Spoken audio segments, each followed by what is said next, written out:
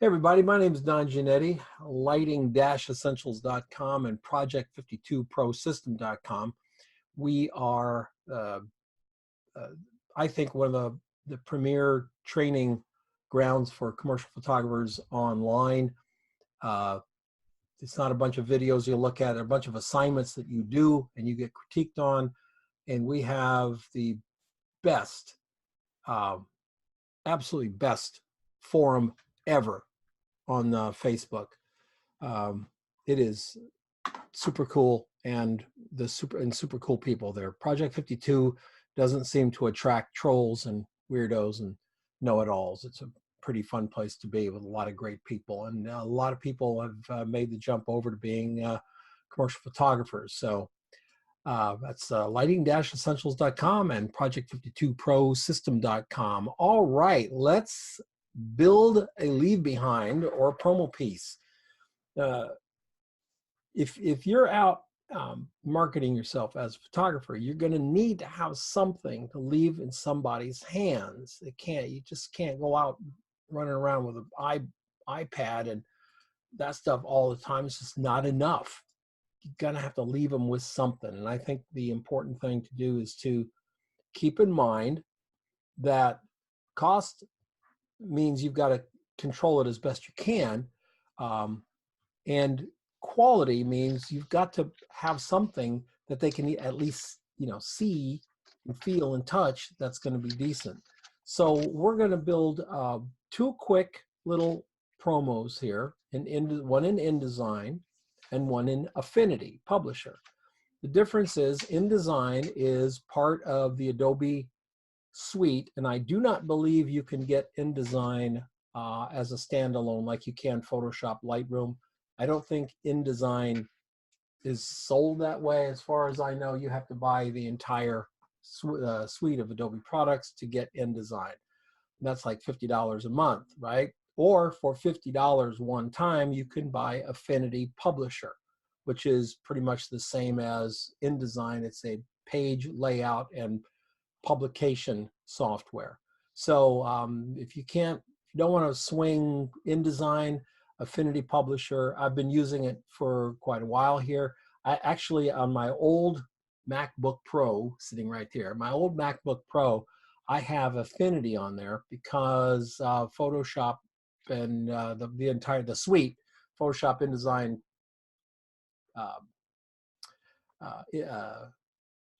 Lightroom, etc., really bogged this thing down. So I just put Affinity on there, and Affinity does use a lot of resources, but it seems to run a lot better there. So I'm using two page layout programs now. Currently, InDesign will not open up in Affinity Publisher, but coming soon we should have, or they're saying that they'll have a IMDL converter, INDL, which is InDesign markup language, that should open in Affinity in the not too distant future. So we're going to do a threefold piece. I'm going to do a threefold piece that goes square, and I'm going to share with you exactly how we're going to create it and what we're going to do to make sure that we have a good press run. It's very easy to do. You're going to, Adobe InDesign is this deep. You're going to use about that much of it because it's all you need. So follow along and let's get going. I'm going to share my entire desktop with you so that you can see all of the stuff going on here. All right. Let's make this a bit smaller. Bring this over here. All right, there we go. Okay, so first thing we're doing is going to create a new document up here. Create new.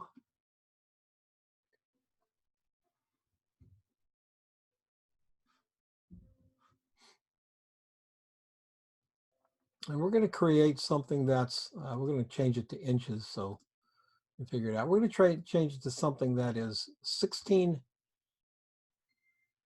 18 inches wide.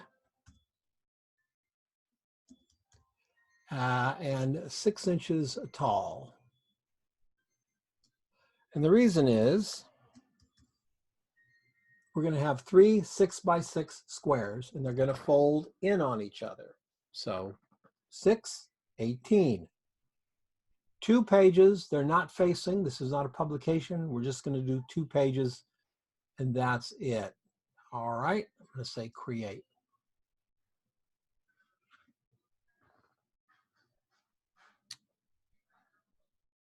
And InDesign is going to create my pages right here. And I'm going to go to File, Document Setup, and I'm going to set a bleed because I want the images to bleed off. In other words, I don't want to put a border on these images. It's real important. If you're going to have your images go right to the edge of the page, it's called a bleed. And it's important that you print beyond that because no cutter in the world is going to be precise enough to get that line of dots right exactly where it needs to be. So we need to give that cutter a little bit of room. So just, 2 or 3 pixels to the left or 2 or 3 pixels to the right. We don't end up with a border. We want to make it sure it happens. And what are we going to put on a border? We put a 0.025.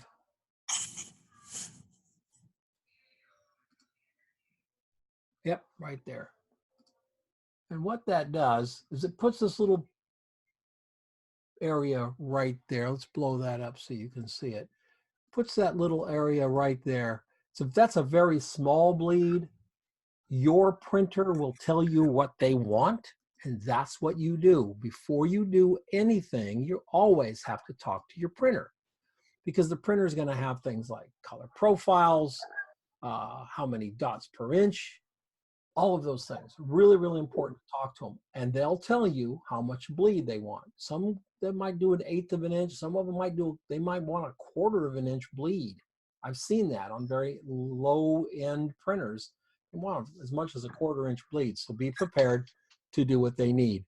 Obviously, there's no bleed on the inside. So let's set our margins. I mean, our sizes. There's at 6.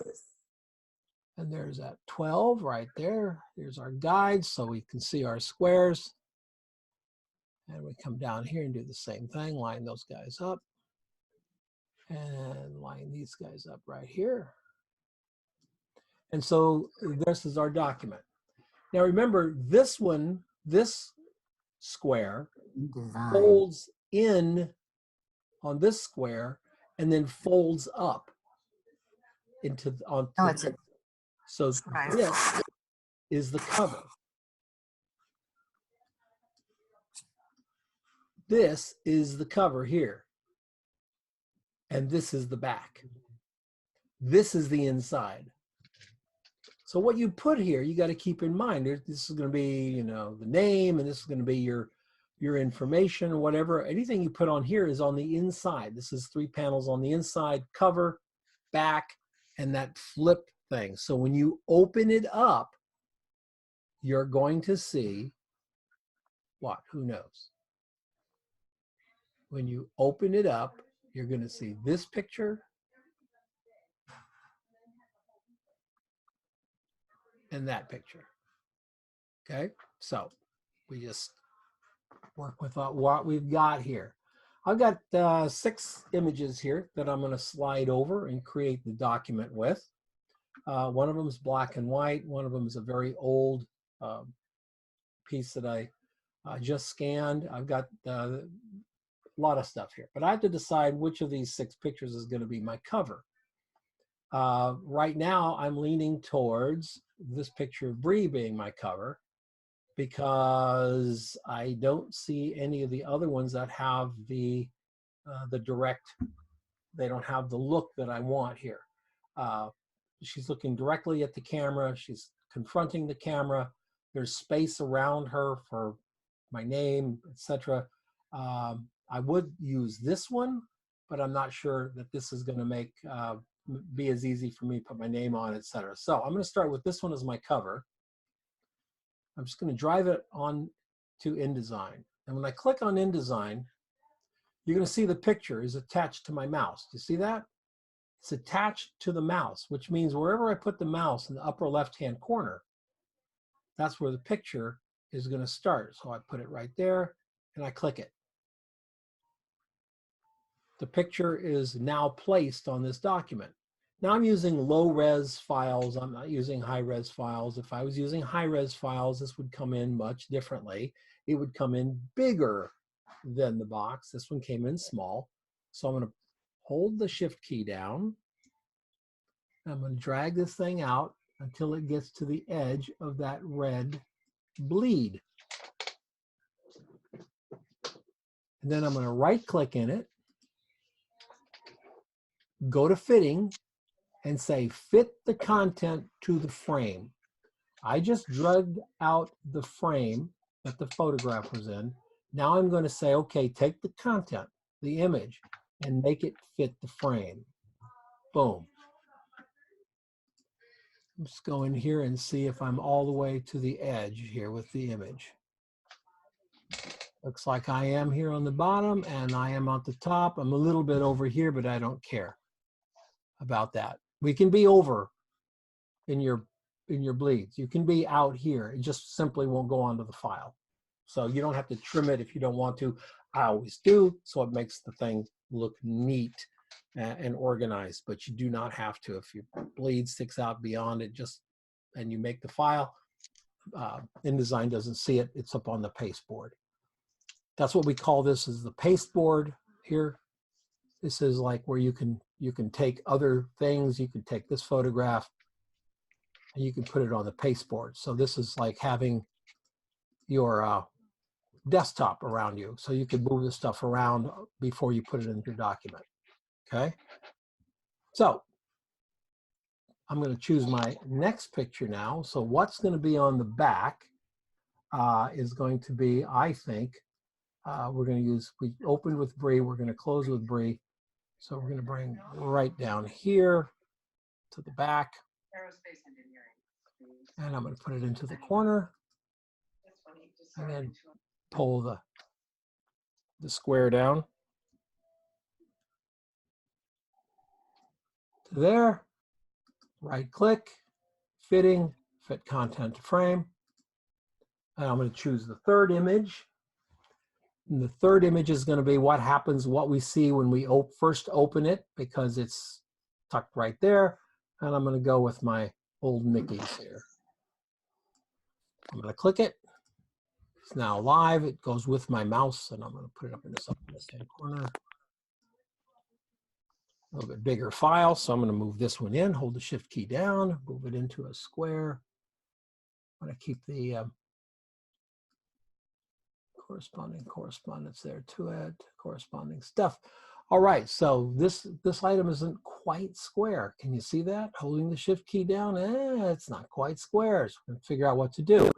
So first thing I'm going to do is I'm going to resize it, fitting, content frame, and it's going over this picture of Brie. I have two ways to deal with it. I can put it behind picture of Brie, or I can move Brie to the front.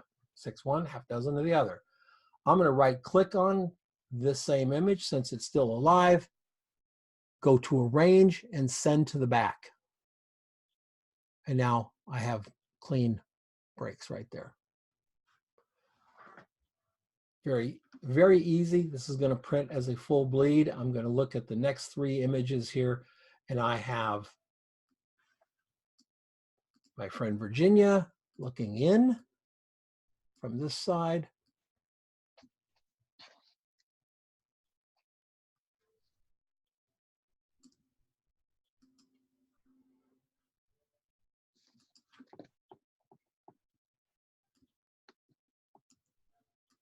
Let's see, get that right.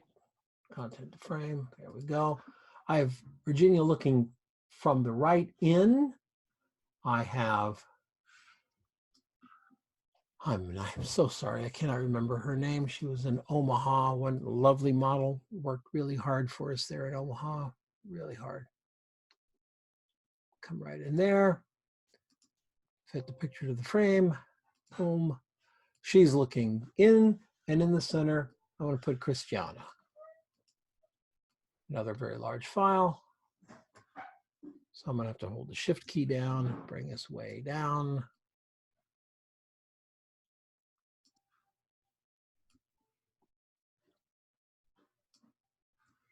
And I'm going to fit the content to the frame again by hitting Fitting Content to Frame.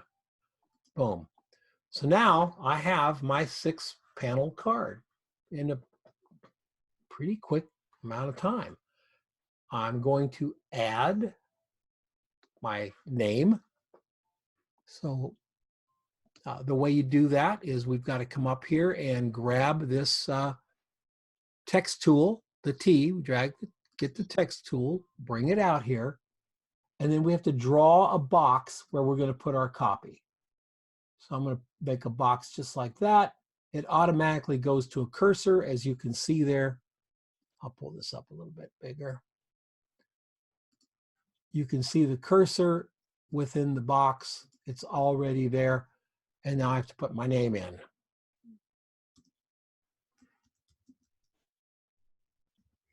So that font is Minion Pro, not my favorite font in the world. I'm going to change it over to Butler. I like Butler a lot. Butler Medium. And I'm going to change the size of the font up to 30 points. Notice what happens. The name disappeared. That's because the bounding box, the block that we allowed for the copy, is too short for my name. So I have to grab that little handle and pull it out. Then once it's out, I'll grab that little corner handle and I'll come in and I'll just save the name. Now I might want to move that name around, what have you, all, by just clicking on the bounding box with the black arrow and moving it around. I'll show you a little trick. You'll notice when I grab it and move it, I don't see it when I'm moving it, right? But if you grab it and you wait for it to blink, then when you drag it, you see exactly what you're doing with it. It's the same with the photograph. I can grab this photograph here of Bree and I can move her off and then she shows up, and I can move it down here and then she shows up, or I can hold on to it till it blinks. I can bring it right in and see it as I'm doing it. So don't be in a hurry when you click on it. Unless you know exactly what you're doing, you might want to wait and see what's going to happen. Now I'm going to put my name a little bit different here. I'm going to put my name vertical, and all I need to do by doing that is to hit this little rotate guy right up here.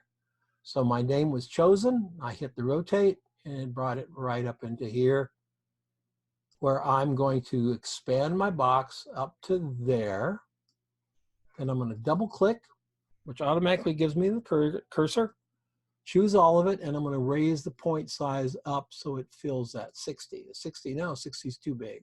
Oh, I did 72, let's try 48. Oops, wrong one.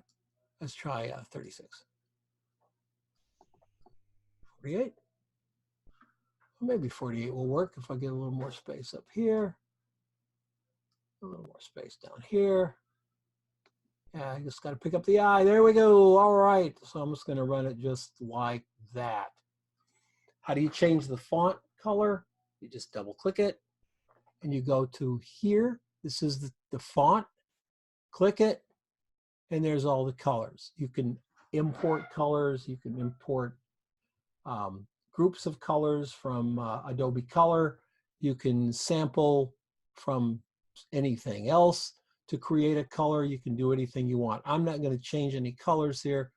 I'm fine with that. And now I just need to put my information on the back. Grab the text tool. And I'm going to put in Gianetti.com. And so 2814-1468, my phone number. We'll click it, go back up here to Minion. We don't want to use Minion. We want to use, what was it? Butler, right? So you'll find that the font you just used is up in the top. These fonts I use a lot, they're going to be pinned to the top. Whatever font you chose, will be now pinned to the top here, and now this little space here. I'm going to go to Butler, bold, resize my little box here, and place it right over here. Now, I held it down so I can see it. As I move it left, you see it lines up. It centers. You see the little bars, the little arrows and things down here. Look down here. Okay, look down there. When I get it to the center, it's dead on. Boom, we've got it. So we've laid out a 6 by 6 inch square 3-panel card. These are really popular. We're using bleeds here. These are really popular and very, very easy to do. And the nice thing about it is once you have this set up, and let's say you've already printed 25 of them, gotten those out to the 25 clients you wanted to give them to, or maybe you printed 250 and sent them in mail, whatever, and you want to create a new one. Well, we're just going to grab a shot from my portfolio here, and I'm not going to crop it square at all. I think I'm going to change this picture here of Brie like this. I'm going to change it with this picture. So all I have to do is just drag it to the box. There it is. And I can grab the white arrow, click on the picture, and it shows me the picture. Oh, look, it's just a little bit, it's almost perfectly the same width, but I can now drag it up within the frame with the white arrow. If I use the black arrow and the frame is clicked, I'm going to move the whole picture off the page. Now I'm just moving the picture within that selection. And I see that we've got this little bit of a hook over here. So I'm going to take this picture and I'm going to hold the Shift key down and hit Don Giannetti. And I'm going to go up to Object, where is it? Arrange, bring to front.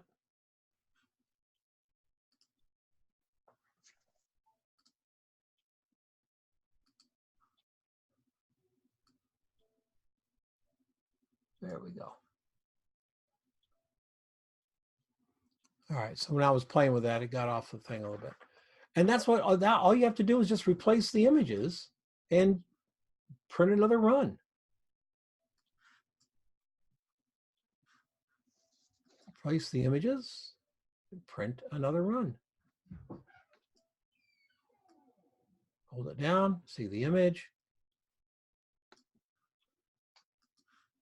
Send it off to the printer. How do we send it off to the printer? We go to File, Adobe PDF Presets. Is Kitty with you? I think I left her out on the porch. Press Quality.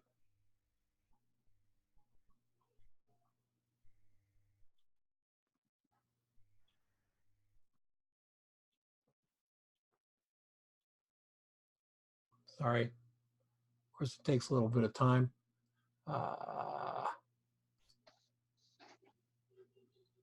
Press quality. And when you're checking out your press quality, this is what you're going to send. You're going to find out some interesting things. We're going to go to compression. We find out that we're going to downsample. Everything on here is going to come out to 300 pixels per inch for printing. See that? Everything's going to go out to exactly what we need for printing. If you want to have printer's marks, just clip them right there, and now you've got all the color bars and the printer marks and everything you want to send out. Again, ask your printer if they want it. Output, we are going to convert to CMYK. So if you're worried about your files going to CMYK, when you export in Press, by default, they're going to go to CMYK, which is what you want for any kind of printer like overnight prints or modern postcard, or anybody who's using a printing press and not using a digital press. I want to go to CMYK. So everything's covered here, and you just simply export.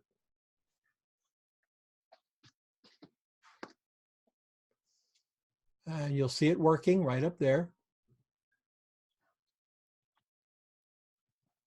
When it stops working, it loads into Acrobat and it comes right back on your screen.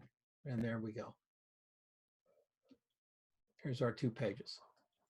This is the file I would send to Modern Postcards or Overnight Prints or whatever, and they would print it and send it back to me folded where I wanted it folded. Okay. So before we move on to the other program, Affinity, I want to ask if there are questions. Anybody have any questions? Anyone? Yeah, Don, I got a question for you. Sure. So on these sheets you're looking at here, that's actually just one sheet, front and back print, right? Right. Okay. Yep. One long piece of paper. And then it's folded here and folded here. This one folds in on this one, and then that one is the back. It folds over. So,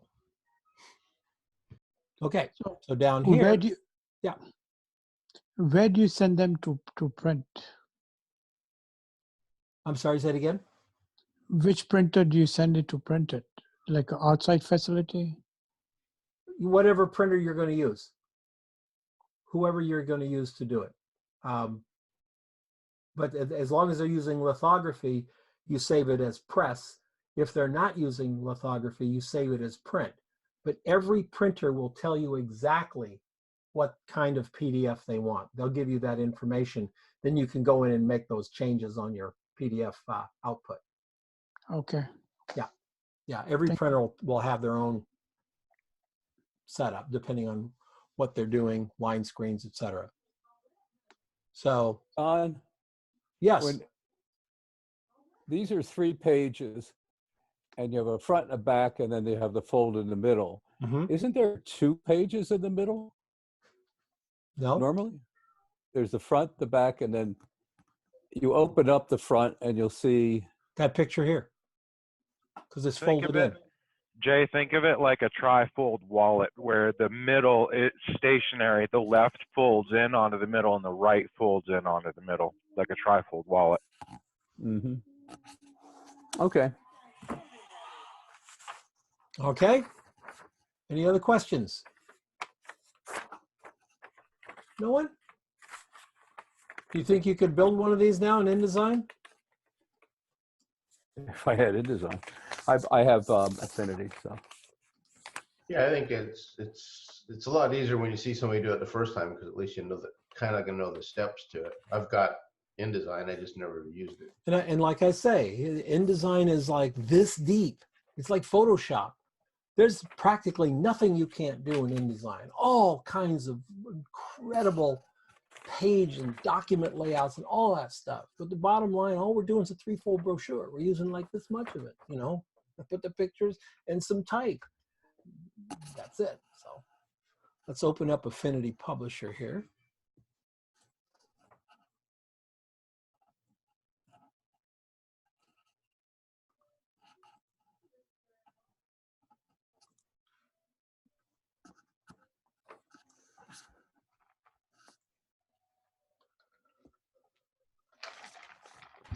I think my iMac is getting old. I want to say it's 3 years old or 4 years old. I can't remember. 3 or 4 years old. And things are just taking a long time to start up these days. Maybe I'll take it in and get a, I don't know if I can, I don't know if I can even do that on an iMac. Can you guys get can you change the hard drive out in an iMac? Anybody know? I'm sure you have to be able to change the components out. It's just a matter of whether it's something the end user can do, or you got to go to like Geek Squad or something. Oh, I'd have to go somewhere they could even open this thing up. I mean, Yeah, they're units, aren't they? Yeah, they're all, yeah, but there's a way to get into them. I know that. Yeah. I know there's a way to get into them. I don't know what that is. So when I upgraded the RAM in my laptop, it was like I was performing surgery. You can do it if you know what you're doing, but it's yeah, process. I've done RAM and I've done MacBook Pro RAM before, but changing on a hard drive is a little bit beyond my thing. So what we're going to do here in Affinity, so we can go to File, New, and we're going to say, well, we're going to do this. We're going to send this off to a lithographer. So we're going to do Press Ready. The page preset, we're going to do something custom. We're going to use inches. We're going to link our images. That means our images stay in a folder and all they are is linked to this document. If we insert them into the document becomes very heavy, very fast. Weight-wise, it's something. All of a sudden you've got a document that's a gig big, and it's hard to move it around because you got to put all that in RAM. So we link to them. So all we're doing in the program is seeing, just like InDesign, we're seeing linked thumbnails. The real images live in a folder somewhere. So we've set our width at 18 inches, our page height at 6 inches, our DPI at 300. We are not doing facing pages because it's not a book. We check our color. We're going to go to CMYK, check our margins. That's the inside edge of where we're going to be dealing with. And then we check our bleed, and we've got a bleed set up in here already. This comes defaulted, and we say OK.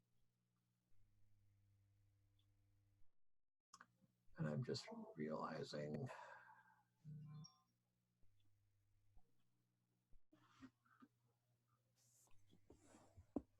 I only set up one page, didn't I? Well, let me get rid of this guy. File, new, everything is set there. I just have to do this. And we'll say OK. All right, so now we have page 1 and page 2. We have a grid on here. I turned this on earlier. If you have Publisher, you simply go up to View and you say Show Grid. I can do that in InDesign as well.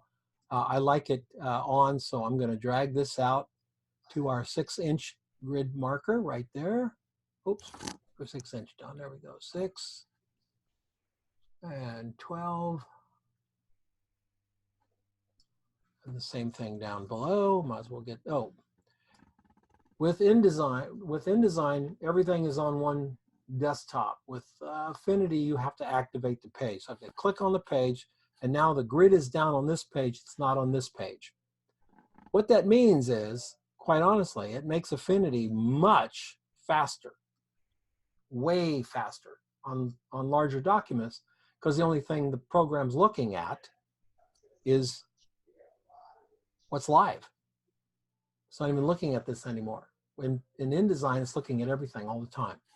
So that being able to do that is kind of a nice thing. And again, we have the cover and the back.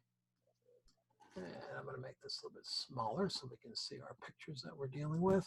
And I'll bring this down as well.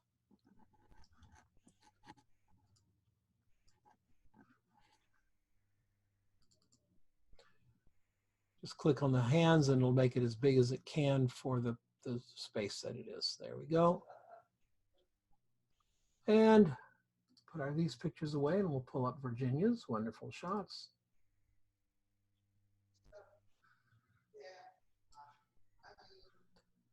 So we've got a cover, we've got a back page we've got to worry about first.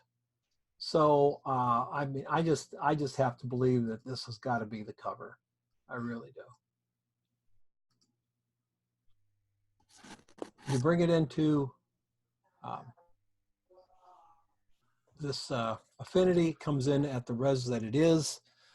You do not hold the shift key down, because if you hold the shift key down, you change the dimensions. If you're familiar with the way the new Photoshop came shipped, this is now, it keeps your relational proportions without the shift key down. And you, if you hold the shift key down, you change the proportions. So we bring it right into there, just like that. And then what's going to be our back page? What is going to be our back page? Well, we only have 2 color photographs here, and we got 4 black and white. I'm thinking that I'll probably put the colored page on the back, the color image on the back here. Let's drive this up here, down. I'm going to drive this over a little bit, and we're going to click on it, and we're going to arrange, and we're going to send it to the back. So it comes to our 12 right there.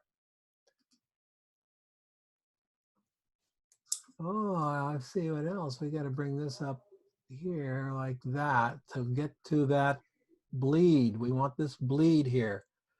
And then the black and whites, we can do something different with them. Notice that they're not squares. This one is, but these aren't. So we have to decide what we're going to do with them and how they'll look good together. I'm going to move this guy because he's looking in and he is a square. I'm going to move him to there, to that spot on the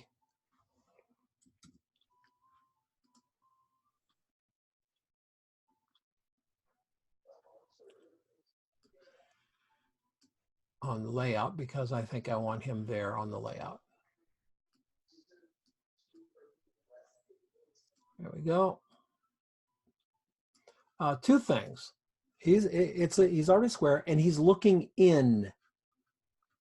He's looking in. So I have these other three portraits. I have to decide now how I want these to look. So she's looking in as well, the other way.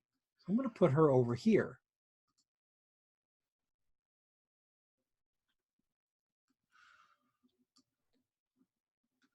But I'm not going to make her a square because I don't want to crop Virginia's picture. Now, if I wanted to crop it, I don't have to crop it in Photoshop.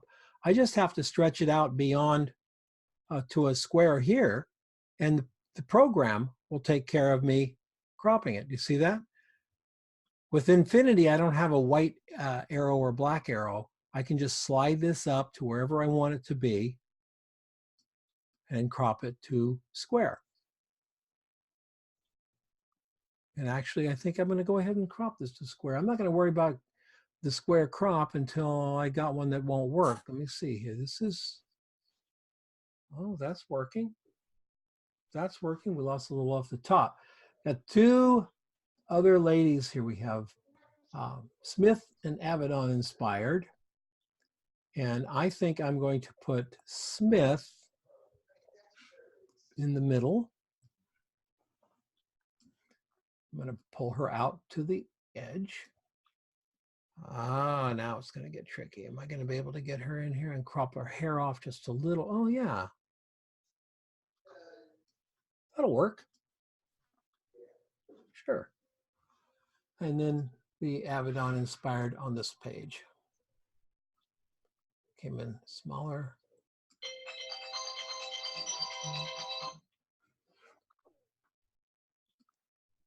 Drag it out. This one might be one we worry about here. No. We can go a little bit into that hair up there. There we go. And we get a little bit of the top here, so she doesn't look topless. All right. Now, this margin here, this is what we call the safety zone. So you're safe inside this blue line. With any quality printer, you're probably safe up to within a few picas, few pixels of that line.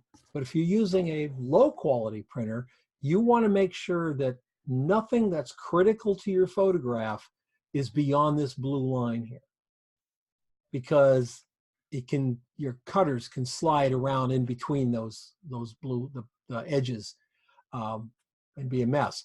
Most good printers are going to cut right on that black edge right there, right on that guy right there. So anything that's sticking into the bleed isn't going to print. So you want to make sure that you know what's going to print and what's not going to print when you're making your decisions here. I think we can pull her out just a little bit more. Yeah. Yeah. All right. So we want to add text. Same identical thing as as InDesign, we go over to right here, we choose the text tool, we bring the text tool over, and we just drop it right there on the canvas, and we can type.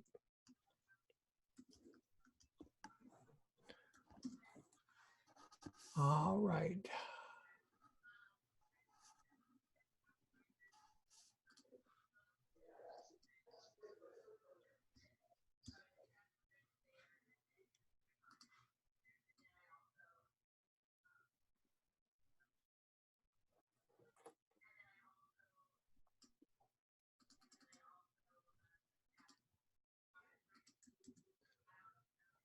Yeah.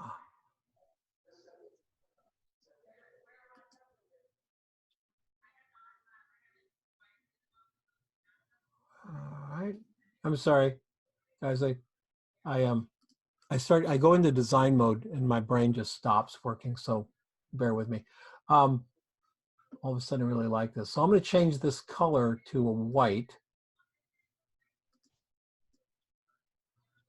And then I'm going to lower the opacity here on this little opacity slider. Sorry, got to have it chosen.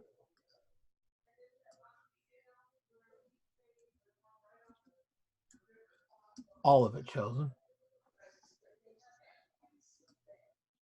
Just lower the opacity down there like that. And then I can put the her other information here, and we're ready to go. We're ready to export to print right now. And the same identical thing happens in here when we go to export. We have a whole lot of ranges here. That's cool. We have PDF, PDF for export, PDF for export is what we use for this.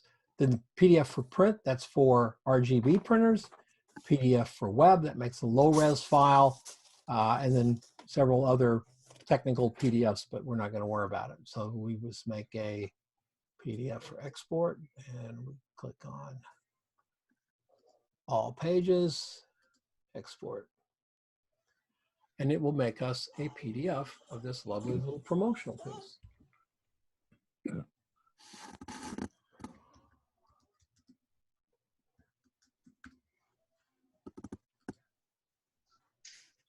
Be careful where you put it. It'll end up on the cloud as the default. So if you guys, anybody wants my heartfelt opinion about Affinity Publisher, is this: it's awesome. It's awesome, and it's fast, really fast. So there's things to consider. For right now for $39 because of Black Friday, $39, you buy it, you own it outright. All you have to do is update it. Updates are not expensive. Keep it updated. You own it. With InDesign, you have to, you're leasing it essentially. The difference is Photoshop and Illustrator hook up into InDesign, but InDesign also has hooks into Dreamweaver and into Acrobat and some other things. Affinity has two other programs. One is called Affinity Photo, and the other one's Affinity Designer. Designer is Illustrator, Photo is Photoshop. The nice thing is, if this we can put into our page here and Affinity Photo file, layers, all that crap. We can drop that into here. When you change the Affinity Photo, just like when you change Photoshop with a PSD and InDesign, when you change the photo in Affinity Photo, it changes in your publication. So you're not having to constantly save as a TIFF, move it over. Save as a TIFF version 1, move it over. A week later, you got version 5, final, reverse, revised to final.tiff. which all designers end up with at some point. It's just a massive freak show. So you're just working right between the two or the three programs, and you have all three of them running. You have a desktop that has all three of them on it. Yeah, you want to edit the picture, you click on it and you edit it in Photo. I'm not here to sell you on Affinity. I'm here to tell you that if you don't have InDesign, Affinity is way better. It's not a consolation prize. It's not a consolation prize at all. It's a really, really good program.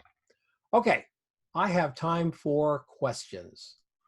Jay, Okay. Jay, you just got, now, can you go and build one of these in Affinity? I can give it I'll say yes. Yeah, because you can. Is it advisable to purchase the Affinity Photo in addition to this, or is that just discretionary? That would be discretionary. You have the ability to have all three of them open at one time and working on one document that's accessing all three softwares. Do you understand what I'm saying? Mm-hmm. This thing, all of a sudden, it becomes Photo and Designer and Publisher all right here. Click on the photo palette comes up. Click on the logo, Designer palette comes up. So you never have to change here.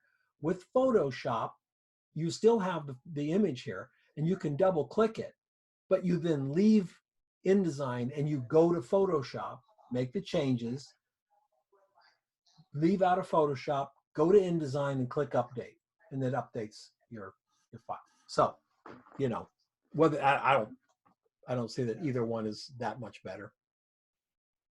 I love InDesign, and I use InDesign a lot. So, yeah, I know that. I'll look into the photo thing. I just started with the Affinity because you suggested it, so that was step one. But but you're a Photoshop guy, Jay. Yeah. Moving over to Affinity Photo just because you're going to make a couple of brochures? No. Okay. No, you're a Photoshop guy. You're going to want to stay there. Okay. Yeah. All right. Thank you. You bet. Who else? So the only real advantage if you're already in Photoshop is that you could own the Affinity Photo versus the perpetual lease with Adobe. Yeah. Okay. Yeah. Absolutely. I'm waiting for somebody to ask me, Don, couldn't I do this in Photoshop? Who's going to ask me that question? Come on, Sophie, ask me that question. Don, can I do that in Photoshop? Sure. It's just harder. I just don't have Photoshop, but I'll ask the question anyway. Yeah, ask me if you can do it. Come on, ask me if you can do it in InDesign. I mean, in Lightroom. Who wants to know? Can I do it in Lightroom? No, of course not. No, you can. Of course, you could build this in Photoshop. You could build it in Illustrator. All of those things. I decided to use page layout software because I have a sneaky ulterior motive, and that is I would love to see photographers doing more publications. We have this marvelous thing called Acrobat, the PDF format. It is incredible. I know, Sophie, you just finished not one, but two big personal projects. And I made a flyer for one. Yep. I will send it to you. Yep. And each one of those personal projects should be turned into a book. Maybe a hard, touch it ink book, right? Yeah. But at least a PDF. Right. Because when you create a PDF versus a website, you control how people look at your images. You can't do that on a website. Right. They can look at this image, put it away, go to another image, look at that, and come back. You can't control which image they see before or after. You can put it in a sideways gallery where they have to scroll sideways, they'll just scroll really fast and do whatever. But when you have a PDF book, it's like they go from page to page and look at your pictures. I've seen it happen. I've seen the studies. PDFs are so powerful for that reason.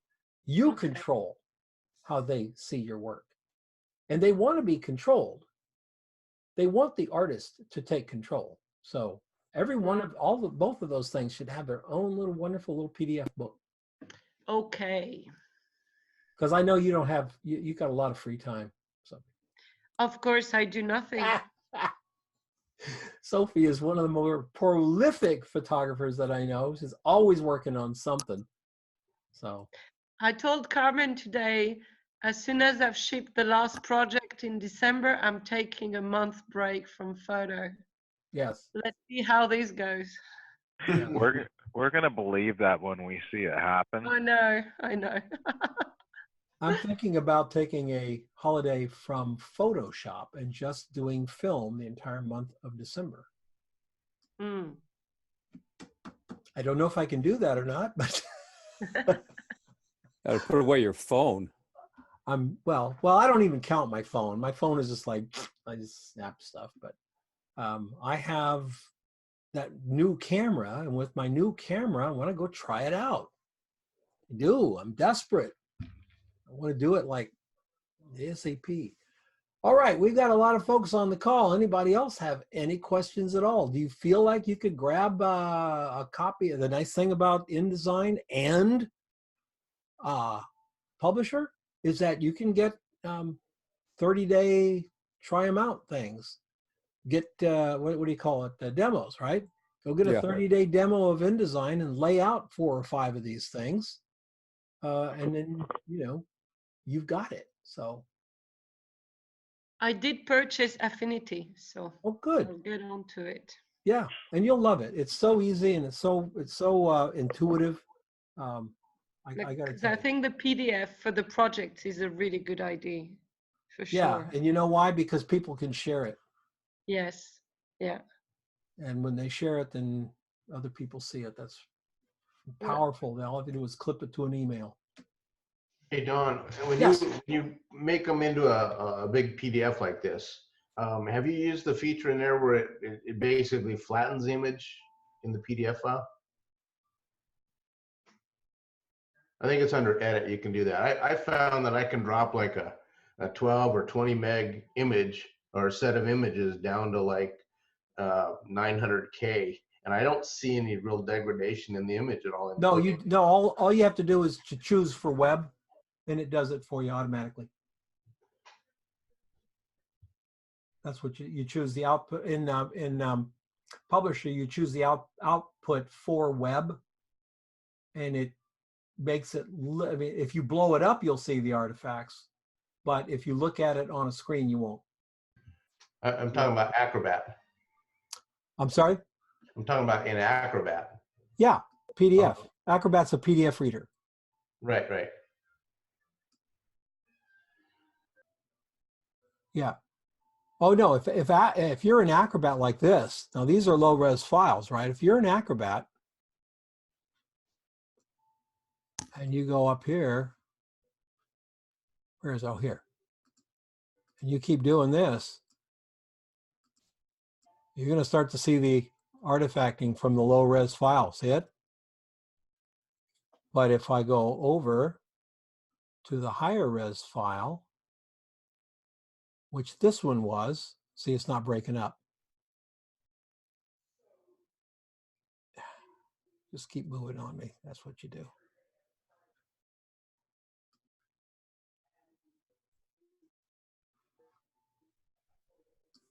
We've lost, because if it's a high res file and you make that, no matter what you do, we made a print ready for it. So we kept it. But if it's a low res file that you put in and you make a print ready, it's going to break up. Be very careful with that. If I don't have Acrobat, so what do you do in that case? You have Acrobat Reader? Yeah. Yeah. That's it. Okay, so it's not, there's a program called Acrobat, so. Yes, there's a program called Acrobat that you get with the design suite or Right. the Adobe suite.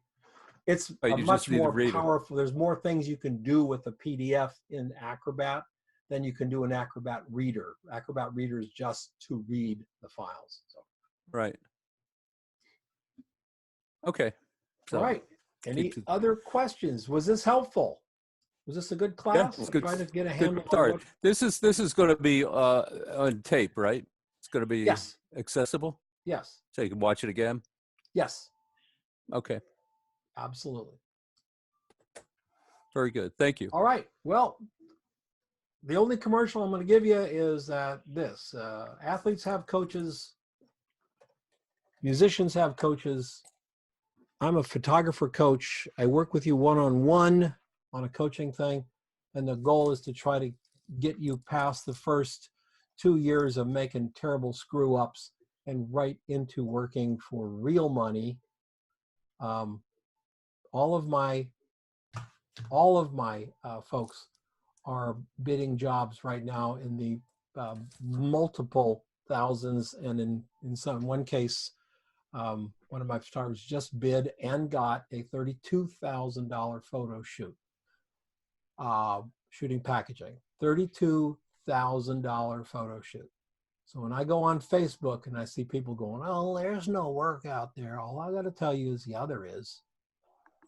Yeah, there really is. It's out there. If you're looking for a coach, looking to talk about it, give me a call. We'll set you up. We'll chat. We'll find out if you're a good mix for me and I'm a good mix for you. And that concludes the advertising for the thing. I hope you enjoyed it. These Black Friday free things are fun for me. I look forward to them every year, just to get people thinking about something different. And I'm glad you liked it. Thank you, folks. I'll see you. Thank you, Dom. I'll see you out there in the world. Bye-bye.